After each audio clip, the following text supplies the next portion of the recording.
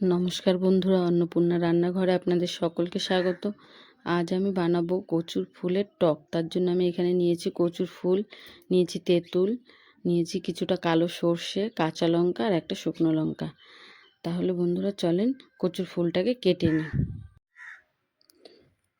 কচুর ফুলটা আমি এইভাবে ছোট ছোট করে কেটে নেব, ভেতরেরটাকে ফেলে দিয়ে।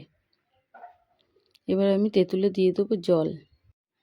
কচুর ফুলগুলো কেটে, লঙ্কা কেটে আর তেঁতুলের পাল্প বার করে চলে এসেছি।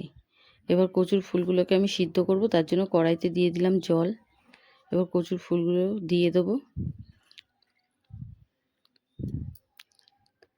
এবার আমি এর মধ্যে দিয়ে দেবো সামান্য পরিমাণে নুন।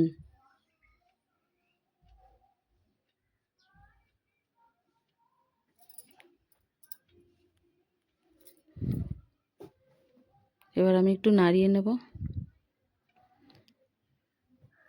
এবার আমি কচুর ফুলগুলো সিদ্ধ হওয়ার জন্য ঢাকা দিয়ে দেবো।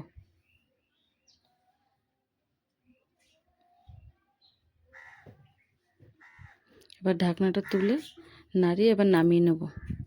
কচুর ফুলগুলো সিদ্ধ হয়ে গেছে।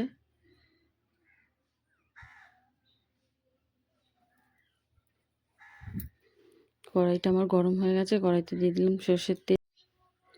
কড়াইতে দিয়ে দিয়েছি কালো সর্ষে আর শুকনো লঙ্কা। এবার এর মধ্যে দিয়ে দিয়েছি সিদ্ধ করে রাখা কচুর ফুলগুলো, দিয়ে দিলাম নুন আর হলুদ।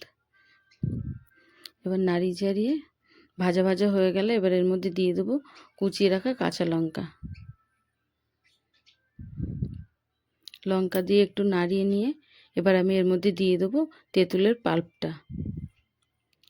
তেঁতুলের পাল্পটা দিয়ে আমি নাড়িয়ে ভালো করে এটাকে ভেজে নেব।